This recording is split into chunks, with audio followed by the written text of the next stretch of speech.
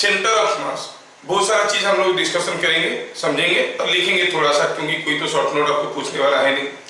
Centre of मास किसको कहते हैं, कहाँ पर होता है, दिखने में कैसा है, कितना बड़ा होता है, ये सब बारे में हम लोग देखेंगे। लोकेट कैसे करेंगे, कोई बॉडी का सेंटर ऑफ मास कहाँ पर है, फिर उसका यूटिलिटी हम लोग देखेंगे न्यूटन्स लॉ में। तो पहले तो मैं आपको बता दूं सिंगल स्टेटमेंट कि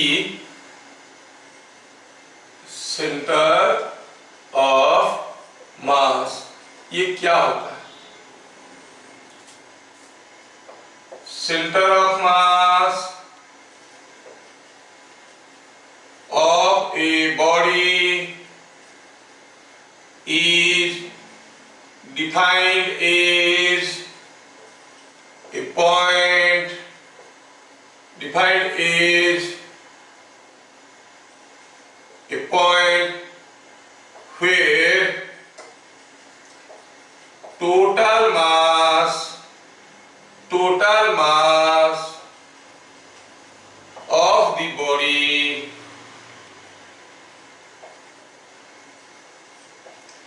can be assumed to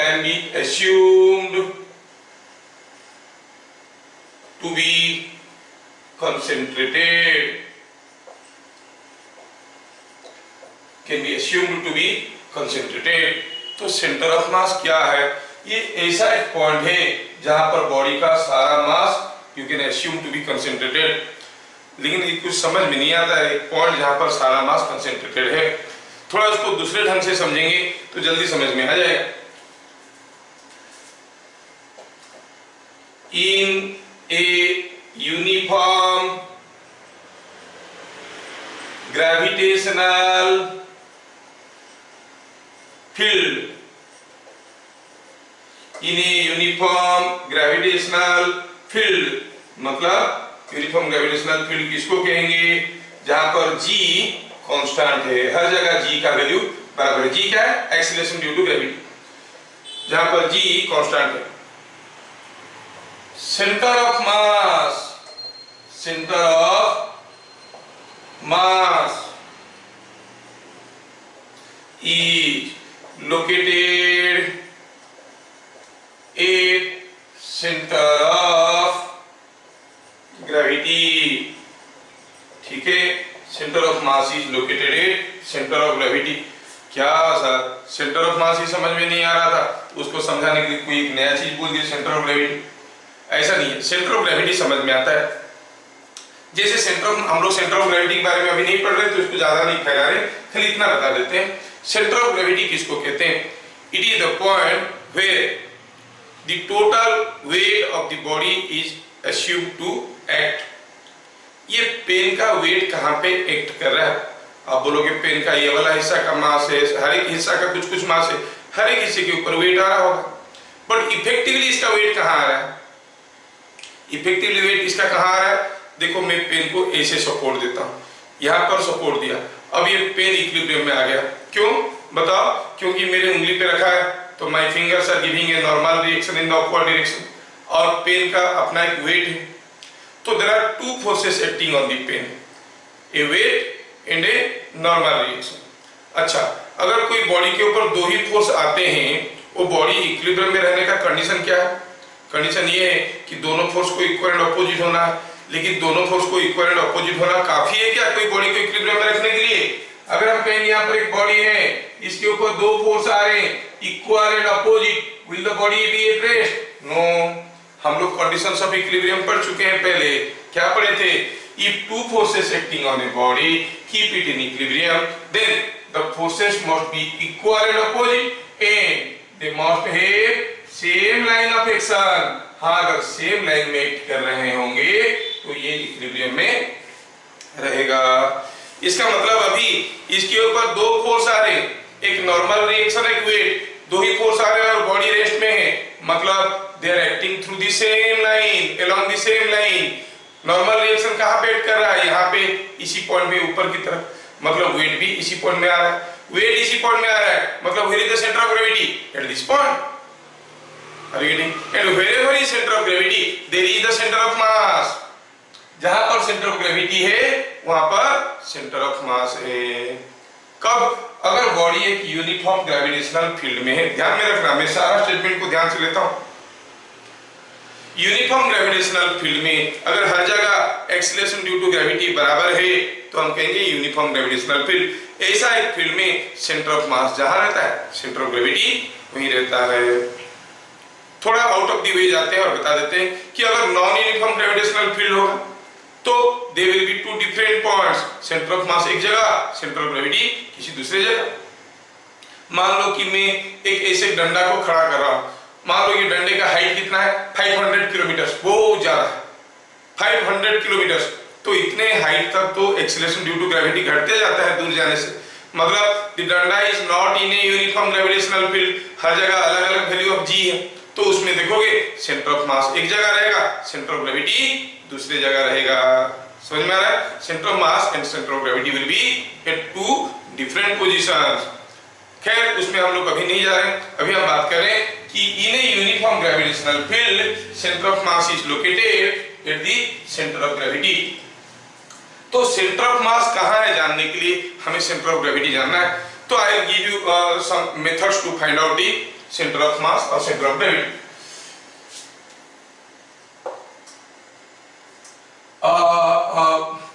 हम कह सकते हैं कि location of centre of mass जानने के लिए मैं आपको कुछ तरीका देता हूं। पहला हुआ it is the point, it is the point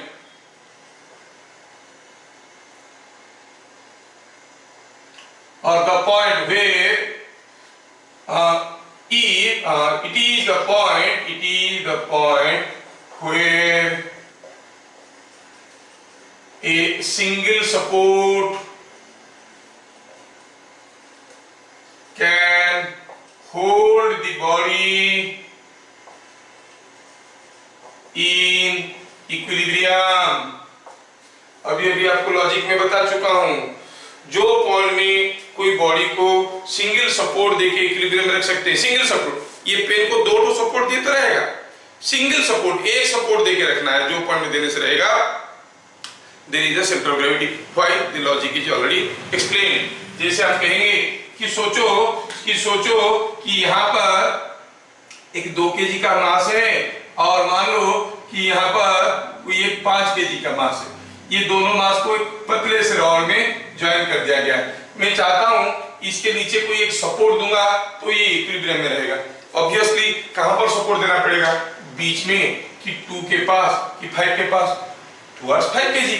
इसका मतलब आप जानते हो कि ऐसा कोई एक अरेंजमेंट को अगर हम कुछ यहाँ पे एक सपोर्ट दे देंगे, सिंगल सपोर्ट, तो इसके ऊपर ये रेस्ट में रह सकता है। That means the centre of mass is here. समझ में आया क्या? So where is the center of mass? It is the point where the body can be hold in equilibrium or held in equilibrium by giving a single support. दूसरा, it is at the point of intersection of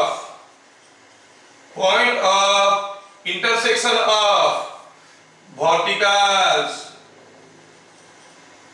drawn from two different points of suspension।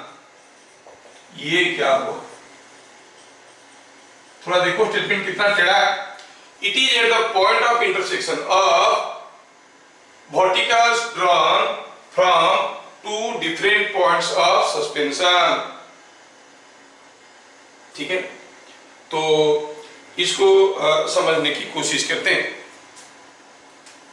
Supposing हम कहेंगे कि ये कोई एक body है, ये copy है, इसका सेंटर ऑफ ग्रेविटी कहाँ है? पहला मेथड क्या कहता है? ढूंढो इसके नीचे एक पॉइंट जहां पर एक सपोर्ट देने से ये इक्विलिब्रियम में रहेगा, जहां पर एक सपोर्ट देने से इक्विलिब्रियम में रहेगा, वो हो गया सेंटर ऑफ मास। पहला मेथड खत्म। दूसरा मेथड, हर बॉडी को इसे उठा के तो नहीं रख सकते। दूसरा मेथड क्या बोल रहा है? It is at the point of intersection of verticals drawn from two different points of suspension। सोचो कि कोई एक ऐसा शेप का बॉडी को मैं ऐसे झुला दिया हूं। सपोज ये बॉडी कुछ ऐसा शेप का है और इसको मैं ऐसे झुला के रखा हूं। अब ये बॉडी रेस्ट में है, हाँ रेस्ट में है, बांध दिए तो कहां जाएगा, रेस्ट में। अब रेस्ट में क्यों है? Because there are two forces acting. What are the two forces? The tension in the thread and the weight. Tension in the thread and the weight. Tension कैसे आ रहा है? ऊपर की तरफ आ रहा है ये, और वेट नीचे की तरफ आ रहा है। Oh two forces are keeping the body in equilibrium, then the two forces must be equal and opposite and they must have same line of action. मतलब क्या ऐसा हो सकता है कि टेंशन यहाँ पे एक्ट कर रहा है और इसका वेट यहाँ पे एक्ट कर रहा है? ये दोनों फोर्स तो सेम लाइन में नहीं है, तो सेम लाइन में रहने से ही इक्विलिब्रियम में रहेगा। मतलब वेट इसका कहां पे एक्ट कर रहा है, उसका सेंटर ऑफ ग्रेविटी कहां पे मालूम नहीं है, लेकिन इतना मालूम है कि it must be somewhere on this line. हो सकता है यहाँ पर, हो सकता है यहाँ पर, कहीं ना कहीं एक्ट कर रहा है, बट अलोंग दिस लाइन नीचे की तरफ एक्ट कर रहा है।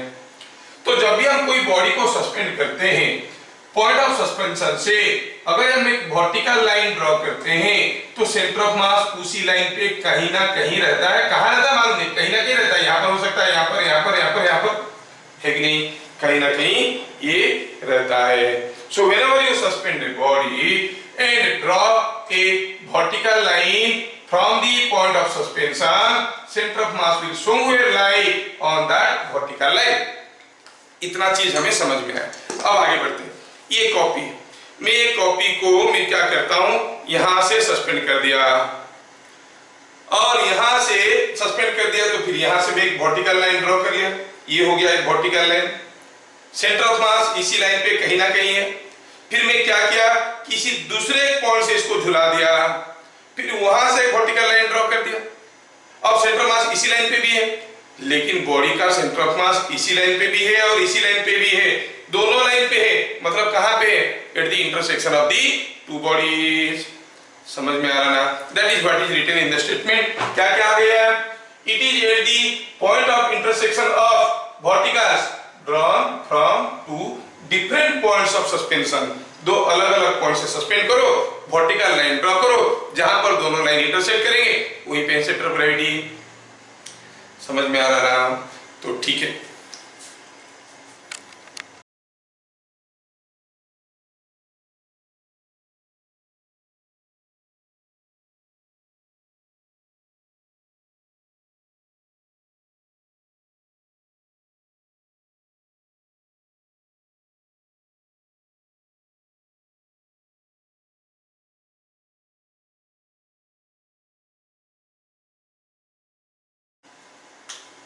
For a uniformly distributed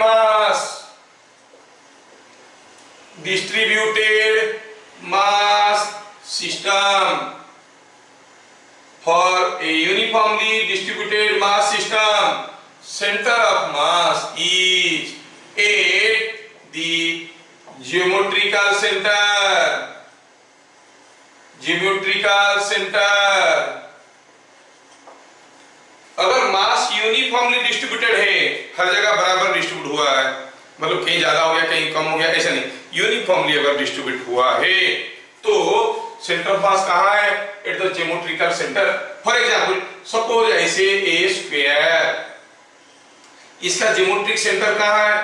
eight the intersection of the diagonals. So here is the centre of मास। ऐसा कब होगा? अगर ये जो स्क्वायर प्लेट है वो यूनिफॉर्म है, हर जगह उसका मोटाई बराबर है। मान लो इधर कम मोटा है, इधर ज्यादा मोटा है, तो ये नहीं होगा। अगर यूनिफॉर्मली डिस्ट्रीब्यूटेड है, centre of mass will be here. Suppose हम कहेंगे कि कोई एक ट्रायंगल है, ऐसे ये एक ट्रायंगल है जिसके साइड्स में कोई रिलेशन नहीं है, तो आपको तो मालूम है how we find the centroid.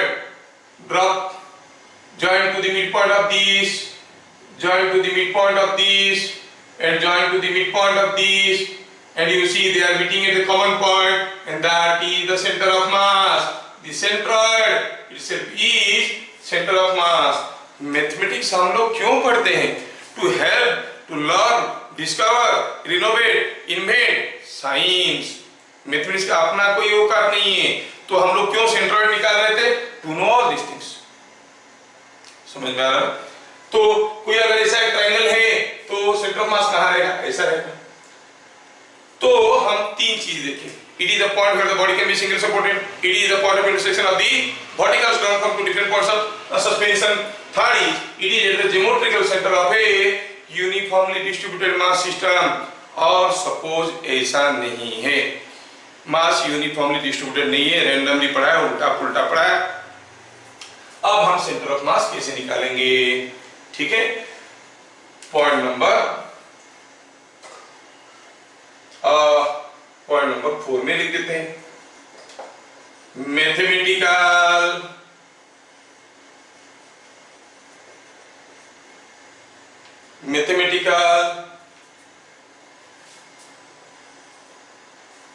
Formula to find centre of mass. क्या? x is equal to summation of mi xi by summation of mi। Sir क्या है बताते हैं। Let me explain what it is. देखो हम अभी तक इतना तो समझ चुके हैं कि centre of mass is a point. Centre of mass is a point, नहीं तो अगर पॉइंट है तो कोई पॉइंट का लोकेशन को हम लोग कैसे पता करते हैं? By coordinate system. अगर हम कहेंगे ये पॉइंट का एड्रेस क्या है, तो आप इसको y एक्सिस ले लिए, इसको x एक्सिस ले लिए, ये डिस्टेंस मेजर कर लिए, ये डिस्टेंस मेजर कर लिए, मिल गया x कोऑर्डिनेट, मिल गया y कोऑर्डिनेट, कहोगे इसका एड्रेस xy है, 10 4 है, 6 5 है, कुछ भी बोल दो। तो सेंटर मास का लोकेशन जानने के लिए भी हम लोग कोऑर्डिनेट सिस्टम यूज करेंगे। कोई एक बॉडी का सेंटर ऑफ मास कहां है? सपोज ऐसा शेप का कोई एक बॉडी है, आप इसका centre of mass x axis से y एक्सिस से कितना दूर पे है, x एक्सिस पे कितना दूर पे है जानना चाहते हो। तरीका क्या है? अगर हम इसको ऐसे कोई एक बॉडी को पहले हम क्या करेंगे? टुकड़े टुकड़े करेंगे। ऐसा टुकड़ा करेंगे कि हर टुकड़ा का सेंटर ऑफ मास मुझे मालूम है। I am telling you the mathematical method to find out the location of centre of mass. First you break it into number of small pieces. में ऐसा एक टुकड़ा, ऐसा एक टुकड़ा, ऐसे करके ढेर सारे टुकड़ा में इसको काट के अलग अलग कर दिया। ये सब अलग अलग टुकड़े हो गए और ऐसा टुकड़ा मैं बनाया हूं कि हर टुकड़ा का सेंटर ऑफ मास मुझे मालूम है। ठीक है, हर टुकड़ा का सेंटर ऑफ मास मुझे मालूम है। सपोज ये वाला टुकड़ा का सेंटर ऑफ मास यहाँ पे मुझे मालूम है। आपको के सर कैसे मालूम चला?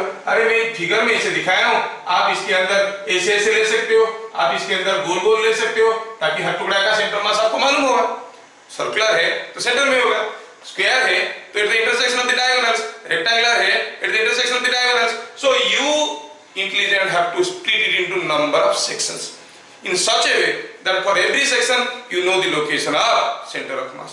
Once you do so, then how you approach? Suppose हम कहेंगे कि ये जो टुकड़ा है इसका मास है m1 और इसका सेंटर मास ये है। चलो मानते हैं कि ये डिस्टेंस है x1, ये जो मास है ये इसको कहो m2, इसका सेंटर ऑफ मास यहाँ है, ये डिस्टेंस कितना है x2। लाइकवाइज हर एक मास का, हर एक सेक्शन का मास और सेंटर मास का डिस्टेंस आप जानते हो, तो फिर ये फॉर्मूला लगाओगे। इस फॉर्मूले में आप क्या कहोगे? ये जो फॉर्मूला हम लोग देख रहे हैं, where x is distance of center of mass from the axis, xi is distance of center of mass of mi from the axis। ये जो xi है ये क्या है? mi का डिस्टेंस। मतलब x का फॉर्मूला क्या हो जाएगा? आप m1 पता किए हो, x1 पता किए हो, m2 पता किए हो, x2, m3 x3, m4 x4 सब पता कर लिए। उसके बाद x का वैल्यू क्या है? Summation of mi xi means m1 into x1 plus m2 into x2 plus so on, सारे मास के लिए करो, divided by summation of mi, मतलब m1 plus m2 plus m3 and so on. ये x क्या हो गया, कुछ वैल्यू निकलेगा, मान लो x का वैल्यू मिला 10, तो आप कहोगे यहां से 10 सेंटीमीटर दूरी पे सेंटर ऑफ मास है। x is distance of centre of मास। अगर मैं कहूंगा ये है सेंटर ऑफ मास, ये है सेंटर ऑफ मास, तो ये डिस्टेंस हो गया x। x is distance of centre of mass of the body. कोई भी बॉडी का सेंटर ऑफ मास का डिस्टेंस हम ऐसे निकाल सकते हैं, ठीक है। जो मैथमेटिकल अप्रोच में बोल रहा हूं, कोई भी बॉडी का सेंटर ऑफ मास यहां से कितना दूर में है जानने के लिए पहले बॉडी को आप टुकड़े टुकड़े करो, ऐसा टुकड़ा करो कि हर टुकड़ा का सेंटर ऑफ मास आपको मालूम है। मान लो कि m1 एक टुकड़ा है, उसका सेंटर ऑफ मास का डिस्टेंस यहां से x1 है। m2 एक टुकड़ा है, इसका सेंटर ऑफ मास का डिस्टेंस यहां से x2 है ना। m2 एक टुकड़ा है, उसका सेंटर ऑफ मास का डिस्टेंस x2 है। m3 तीसरा टुकड़ा, उसका x3 है। ऐसे हर एक टुकड़ा का सेंटर ऑफ मास का डिस्टेंस पता चलने के बाद सेंटर ऑफ मास का डिस्टेंस पूरा सिस्टम का कहां मिलेगा, m1 x1 plus m2 x2 plus m3 x3, go on adding them all by this. ये देगा आपको distance of centre of mass. जैसे ही अभी हम एक क्वेश्चन करेंगे आपका आइडिया क्लियर हो जाएगा। Just hold on. Center of mass of a body not necessarily be in the mass of the body, it may be outside the mass of the body। समझ में आ गया? फिर से रिपीट कर देता हूँ। कोई अगर रिंग है, कोई रिंग है, ये रिंग को हम किसी पेपर के ऊपर चिपका दी। अब ये पेपर के साथ पेपर के ऊपर रिंग चिपका हुआ है, हम चाहते हैं इसको इक्विलिब्रियम में रखेंगे। कहां पर सपोर्ट देंगे, एट द सेंटर। रिंग तो ऐसा है, मतलब the centre of mass of the ring is in space, not in the mass of the ring, है कि नहीं। That is why I am telling. अगर ये एक डंडा है, ये डंडे को ये पेन मान लो, ये दो ठो पेन को मैं बुक के ऊपर चिपका देता हूं। ये दोनों पेन इस बुक के ऊपर चिपक गए। अब ये बुक को सिंगल सपोर्ट देके रखना है। कहां पर सपोर्ट देंगे, हम देखेंगे यहां पर कहीं सपोर्ट देंगे तो ये रेस्ट में रहेगा, है कि नहीं। यहां पर कहीं देंगे, कोने में देंगे। अगर आप कहोगे नहीं सर कोने में देंगे, सेंटर बीच में, कोने में सेंटर आता है, कोने में देंगे, रहेगा क्या, गिर जाएगा, है कि नहीं। नहीं गिरने के लिए क्या चाहिए, the support must be given somewhere here. क्या मैं आप लोगों को समझा पा रहा हूं, ठीक है। यहां पर दे देंगे तो रहेगा। कहने का मतलब हुआ centre of mass not necessarily be in the mass of the body. क्या आप अपनी सेंटर ऑफ मास को बाहर निकाल सकते हो, सर ये मेरा मास है तो मेरा सेंटर ऑफ मास तो मध्य प्रदेश में है, नहीं निकाल सकते हो क्या, हाँ सिंपल है, सिंपल है। आप ऐसे झुक जाओ, अगर आप ऐसे झुक गए तो सेंटर मास क्या हुआ, बाहर आ गया। फिर your total mass is assumed to be concentrated. लेकिन ज्यादा समय झुक के मत रहना, कोई आएगा बदमाश सडनली सेंटर मास छीन के भाग गया तो सारा मास लेके भाग गया, घर तुम आके रोगे मम्मी मम्मी मेरा मास लेके चला गया, क्योंकि मैं झुका हुआ था, सेंटर ऑफ मास निकला हुआ था। ऐसा होता है क्या, हाइपोथेटिकल पॉइंट है भाई, जहां पर total mass is assumed to be concentrated, ठीक है। तो आगे बढ़ते हैं।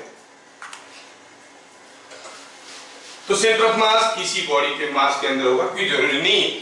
अब उसका जो डाउट था वो फॉर्मूले के ऊपर, उसको यूज करते हैं। एक दो छोटे छोटे एग्जांपल लेते हैं, आपका डाउट बढ़िया से क्लियर हो जाएगा।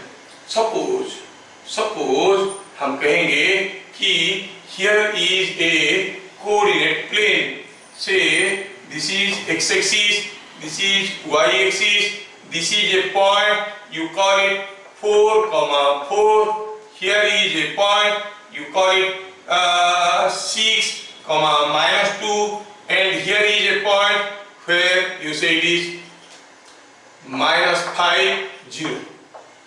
दिया क्या है, ऐसे यहाँ पर 3 पॉइंट में कुछ मासेस रखे हुए हैं, यहाँ पर कुछ मास है, यहाँ पर कुछ मास है, यहाँ पर कुछ मास है। कितना मास है, masses are given। Here is 2 kg, here is 3 kg, here is 1 kg। और आपको पूछा गया है अगर ये ग्राफ पेपर के ऊपर ये सब पॉइंट में ये सब मासेस को चिपका देते हैं तो कहां पर सिंगल सपोर्ट देने से ग्राफ पेपर इक्विलिब्रियम में रहेगा। जहां पर देने से रहेगा वही तो सेंटर ऑफ मास है। हमें सेंटर ऑफ मास पूछा गया है, means you are to find out what is the coordinate of centre of mass. तो चलो देखते हैं कैसे करेंगे। Find coordinate of centre of mass. ठीक है, ठीक है। तो ऐसा करते हैं, मैं तीनों मास को नाम दे देता हूं। तीन तो मास है तो ऑलरेडी टुकड़े टुकड़े हैं, हम क्या टुकड़े करेंगे तो ऑलरेडी टुकड़ा हो चुके हैं। ठीक है, m1 हो गया 2 kg, उसका करेस्पॉन्डिंग x1 कितना है, x1 means distance from y axis कितना है 4, उसका y1 कितना है distance from x axis 4, m2 ले लो 1 kg,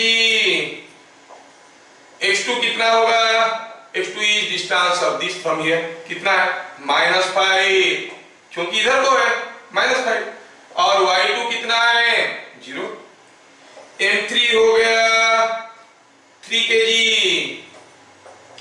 x3 कितना है, x3 इज देखो ये 6, और y3 -2, और सब कुछ मालूम है।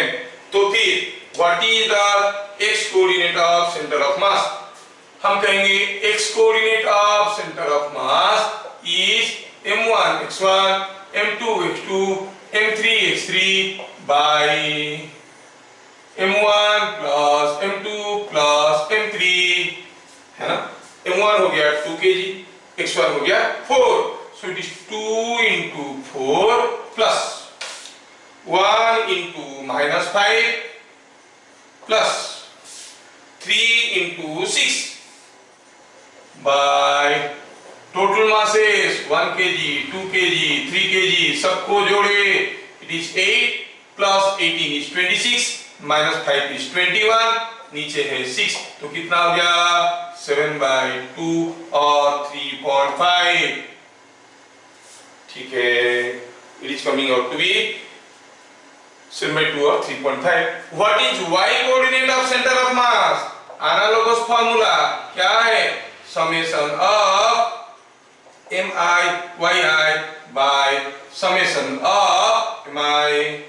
summation of mi yi, क्या होगा ये, it will be m1 y1 plus m2 y2 plus m3 y3 by m1 plus m2 plus m3। जगह कम है तो मैं सीधे सीधे लिख दूंगा, कितना है 2 into 4 plus 1 into 0 plus 3 into -2 3 into -2 whole divided by total mass कितना हुआ 8 minus 6, 2/6 is 1/3, that means where is the center of mass at x, coordinate of center of mass, coordinate of center of mass is कितना आया 3.5 और 7/2 1/3, मतलब ये coordinate को आप locate करो 7/2 1.3 समवेयर हियर, यहां पर अगर आप इसको सिंगल सपोर्ट दोगे ये सारा चीज इक्विलिब्रियम में रहेगा, है कि नहीं, सारा चीज इक्विलिब्रियम में रहेगा। यस, ध्यान से क्वेश्चन को देख लीजिए, 2 सिमिलर रॉड्स, दोनों का मास और लेंथ बराबर, are joint as shown, the system is at rest, find AP, ये दोनों रॉड को जोड़ दिया गया है और ये सिस्टम अभी रेस्ट में है। तो पूछा है बताओ कि ये एपी का डिस्टेंस क्या है, यहां से पी का डिस्टेंस क्या है। एक चीज तो हमें समझ में आ रहा है पक्का कि centre of mass must be here, है कि नहीं, अदरवाइज कैसे इक्विलिब्रियम में रह सकता है। यस आदर्श रंगी तो निकाल चुका है answer, I am so happy Adarsh. Now solution में क्या कहेंगे, centre of mass must be at P. अगर हम यहां पे कोई एक एक्सिस ले लेते हैं अपनी मन से BC, so nothing but distance of center of mass from BC। ये अच्छा ऐसा है, ठीक है। तो एक काम करते हैं, क्या कहते हैं, कोई भी बड़ा सा बॉडी का सेंटर ऑफ मास निकालना है तो आप इसको टुकड़े टुकड़े करो। Yes Sushri, you have also done correctly. हाँ, तो इसको टुकड़े टुकड़े करते हैं। अब जितना ज्यादा टुकड़ा करेंगे उतना ज्यादा लिखना पड़ेगा, जितना कम टुकड़ा करेंगे उतना आसान होगा। चलो मानते हैं ये एक टुकड़ा, क्या इसका सेंटर ऑफ मास मालूम है? हाँ मालूम।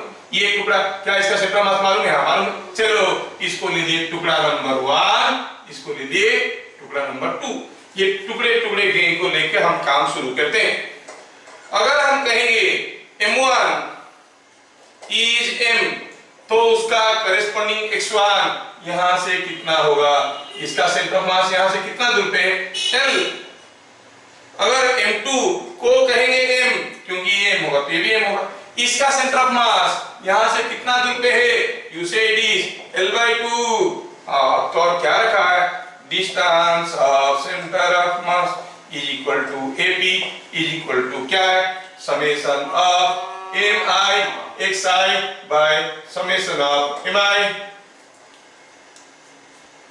है कि नहीं?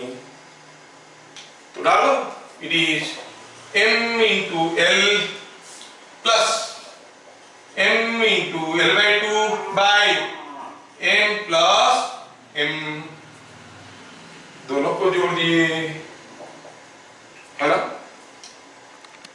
अब वैल्यू निकालना है तो क्या बड़ी चीज है, आप में से काफी लोग ऑलरेडी निकाल चुके हैं।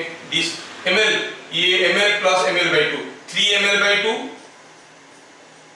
3ml/2 divided by 2m। Market करो, m तो मालूम नहीं था, कैंसिल हो गया, मिला 3l/4। ये ट्रिपली का क्वेश्चन है, ठीक है, मतलब जेईई मेन का क्वेश्चन है। तो distance of centre of mass is this, that is what we have calculated as 3l/4, ठीक है। masses 2 kg, 3 kg and 5 kg are located at x is equal to 2, x is equal to 5 and x is equal to 8. Find location of center of mass। आप लोगों को करना है rough work, fair work तो मैं करूंगा, भेजूंगा। Question number 4, 2 masses 3 kg and 7 kg are at a distance 5 meters from each other, 5 meters from each other. Find distance of center of mass from 3 kg mass, 3 kg मास से centre of मास का distance कितना है? आपके लिए 2 question हैं, आप लोग फटाफट कर लोगे। काफी लोग कर चुके हैं तो मैं थोड़ा इसको स्पीड में कर देता हूँ। कुड़ स्पीड में क्या दिया है? यहाँ से x एक्सिस ले लो, x is equal to 2, x is equal to 5, x is equal to 8 में मासेस रखे हैं। यहाँ पर क्या मास है? 2 kg, यहाँ पर क्या मास रखा है? 3 kg, और यहाँ पर क्या मास रखा है? 5 kg। मैं इनको नाम दे देता हूँ M1, M2, M3। मुझे डिस्टेंस ऑफ सेंटर ऑफ मास चाहिए, फॉर्मूला हमें मालूम है, समेशन ऑफ MI xi। यहाँ से सेंटर ऑफ मास का डिस्टेंस पता करना है, तो M1 हो गया 2, डिस्टेंस हो गया 2 plus 3 into 5 plus 5 into 8 by sum of the masses 2 plus 3 plus 5 is 10, है ना। It is coming out to be 5.9. So the x is equal to 5.9. Somewhere here center of mass is there. पता चल गया। दूसरे case में एक 3 kg मास है, एक 7 kg मास है, दोनों के बीच में डिस्टेंस है 5 मीटर। पूछा है 3 kg से कितना दूर पे है? ये 3 kg, ये 7 kg। चलो M1 m1 लेते हैं 3 kg, उसका x1 means distance from axis, अरे वहां से तो निकालना है, डिस्टेंस हो गया 0। m2 ले लिए 7 kg, उसका डिस्टेंस फ्रॉम द एक्सिस वो तो दिया हुआ है 5, तो distance of centre of mass क्या हो गया 3 into 0 plus 7 into 5 whole divided by 3 plus 7 is coming out to be 3.5 metre. तो पता चला यहाँ से 3.5 मीटर यहाँ पे कहीं सेंटर ऑफ मास है। ये 7 kg था, ये 3 kg था। तो आप लोग फटाफट बना दिए, मैं भी इसको फटाफट सुलझा दिया, सबके मन खुश, मेरा मन भी खुश। 3 similar slabs, 3 similar slabs are held as shown. Find distance of center of mass from AB। देखते हैं किसका दिमाग तेज है। 3 similar slabs are held as shown, 3 को स्लैब तो रखे, अच्छा 3 को स्लैब, तो नाम दे देते हैं, नामकरण करते हैं, ये 1 है, ये 2 है, ये 3 है, सिमिलर है तो तीनों का भी तो मास भी बराबर होगा। अच्छा ठीक है, तो चलो कहेंगे m1 m है, उसका x1 कितना है, उसका x1 कितना है, इसका x1 is distance of centre of mass, it is L/2। m2 भी तो m है, उसका x2 कितना है, m2 का सेंटर ऑफ मास यहां से कितना दूर पे है, L/2 प्लस L/3 है कि नहीं, कितना होता है ये L/2 plus L/3 is 5L/6, it is 5L/6। अच्छा m3 इज आल्सो m, उसका h3 कितना हुआ, इसका सेंटर ऑफ मास यहाँ है, ये L/2 plus L/3 plus L/3, L/2 plus L/3 plus L/3 कितना हो जाएगा, it is coming 2L/3, so it is L/2 plus 2L/3 हो गया 3 plus 4 7L/6, it is 7L/6। मिल गया। तो हम कहेंगे distance of centre of mass is m into L/2, m into 5L/6, m into 7L/6 whole divided by m plus m। It is coming out to be कितना आया, कितना answer आया था 5L/6। The answer is, simplify करो, will be coming 5L/6। आप लोग ऐसे किए हो, लेकिन मैं थोड़ा अभी दूसरे तरीके से करना चाहता हूं। आप लोग तो वैसे ही कर रहे हो जैसे मैं बताया, that is called biased thinking, है ना, that is called biased thinking. थोड़ा दूसरे तरीके से भी सोचते हैं। अच्छा बताओ, कौन सा माउस का 2 लेग होता है, कौन सा माउस का 2 लेग होता है? कंप्यूटर माउस का तो 2 लेग नहीं होता है, टेल होता है, और आजकल तो डिजिटल माउस आ गया, उसका टेल भी नहीं होता है। देखो इसका कुछ नहीं है ना, माउस है मिकी माउस, सुशील पंडा बता दिया, देखा मिकी माउस। कौन सा डॉग का 2 लेग होता है, कौन सा डॉग का 2 लेग होता है, कौन सा? डोनाल्ड डॉग, बिना बताया डोनाल्ड डॉग, सुश्रुत पंडा डोनाल्ड डॉग। देखो कितने सारे लोग डोनाल्ड डॉग बताए। This is called biased way of thinking. एक मिनट हो गया, एक minute, this is called biased way of thinking. कोई पहला बता दिया मिकी माउस, अब टीवी के दुनिया में घुस गए। कौन सा डॉग का 2 लेग है, तो मिकी के साथ डोनाल्ड का, डोनाल्ड डॉग का। अरे सारे डॉग का 2 लेग नहीं है क्या बाकी सारे डॉग का, यस, क्या बाकी सारे डॉग का, क्या डॉग का एक लेग होता है? सबका 2 है, क्योंकि हम लोग बायस्ड हो गए थे। कैसे? From the TV world, from the answer of 1, तो हम उसी में सोचे, अपना इंडिपेंडेंट सोच नहीं लगाए। यहाँ पर भी वही हुआ हमारे साथ। देखो हमको पूछा गया distance of centre of mass, तो हम फॉर्मूला लगाए, इतना लंबा कैलकुलेशन। चलो तो सेकंड मेथड में देखेंगे। हम लोग क्या देख चुके हैं, centre of mass is located at the geometric centre. Centre, ये तो सिमेट्रिकल बॉडी है ना, देखो सिमेट्रिकली सरक सरक के है, तो ये दोनों एंड का बीचों बीच कहीं होगा कि नहीं होगा सेंटर ऑफ मास, तो आप क्या कहोगे, distance of centre of mass is this total length by 2। Total length कितना है, L plus L/3 plus L/3 whole divide by 2। Is it not 5L/6? Is it not 5L/6? Yes, सीधा निकल गया, इतना सारा करने की कोई जरूरत नहीं था। डोनाल्ड डक बोलने वाले इसी मेथड से करते हैं, स्मार्ट सोचने वाले इसी मेथड से करते हैं, क्योंकि सिमेट्रिकल है ना। कोई सिमेट्रिकल बॉडी का सेंटर ऑफ मास कहां पर होगा भाई, जैसे ये पेन है, ये दोनों पेन एक जैसे ऐसे होल्ड कर दिए, अब सेंटर ऑफ मास कहां होगा, निकालने की क्या जरूरत, बीचों बीच होगा ना, तो वही किए हम, क्या निकाल दिए, 5L/6। ठीक है, let me right the question.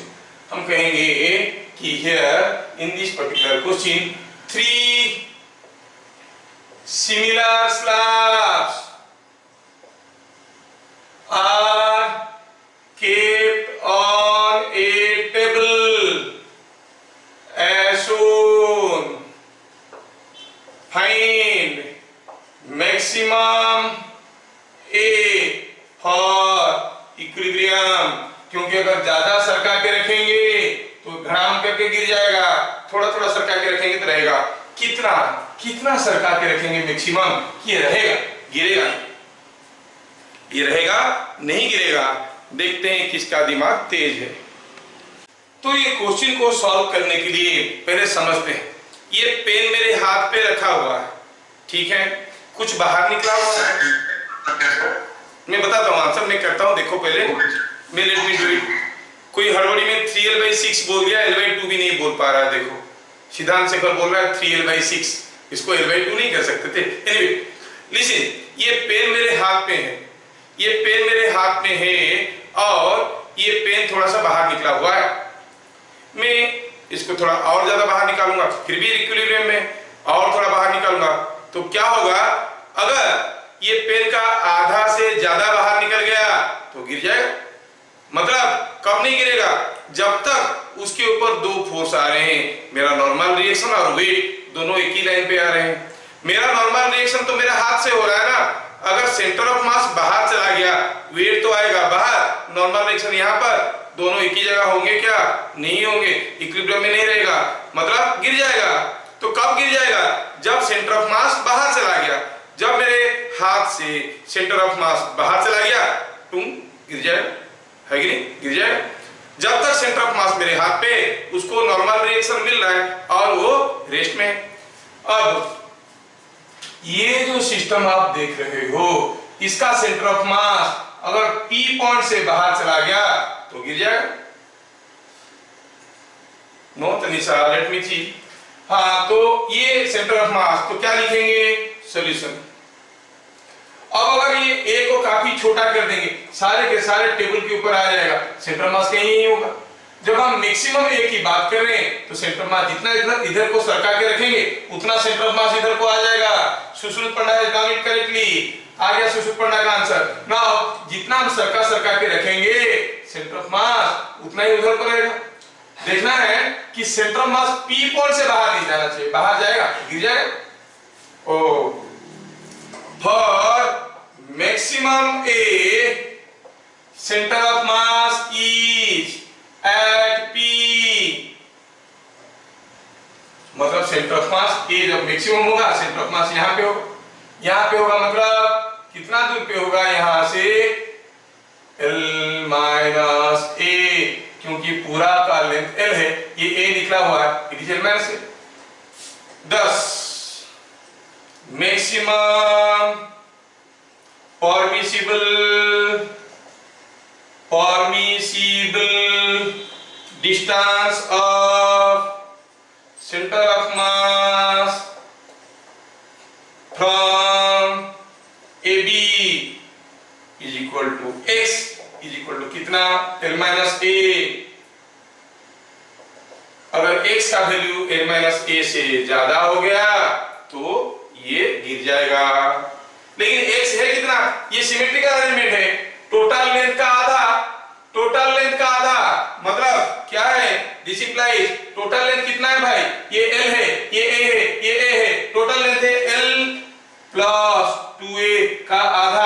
That should be equal to L minus A। मारपीट करो और निकालो, A will be coming L/4। अगर इससे ज्यादा सरका के रखेंगे सारा चीज गिर जाएगा। समझ में आ रहा है क्या? तो centre of mass should not go beyond point P। P point से बाहर चला गया, बूम, गिर जाएगा। तो नहीं गिरने के लिए सेंटर मास ज्यादा से ज्यादा P तक आना चाहिए, P से बाहर गिर जाएगा, है ना? तो सेंटर ऑफ मास का पोजीशन जब A को ज्यादा सरका के रखें, सेंटर मास भी इधर को चले जाएगा। जितना ज्यादा सरकाएंगे सेंटर मास इधर को चले जाएगा। अब इसको सरकाने के बाद देखेंगे, ध्यान रखेंगे कि ये P पॉइंट में है centre of mass. That is what is the value of A corresponding to maximum value of A। इसका मतलब यहां से सेंटर ऑफ मास का डिस्टेंस L माइनस A होना चाहिए। कब? जब A मैक्सिमम है। जब A मैक्सिमम है, सेंटर मास का डिस्टेंस L माइनस A है, सेंटर मास का डिस्टेंस L माइनस A है। लेकिन सेंटर मास का डिस्टेंस यहां से कैसे निकालेंगे? सिमेट्रिकल है ना, अरेंज किया गया है। टोटल लेंथ का आधा, ये टोटल लेंथ का आधा। टोटल लेंथ कितना है? L, this is A, this is also A। Total length हो गया L प्लस 2A, उसका आधा is X and that should be equal to L minus A। Simplify किए तो मिला A is equal to L/4।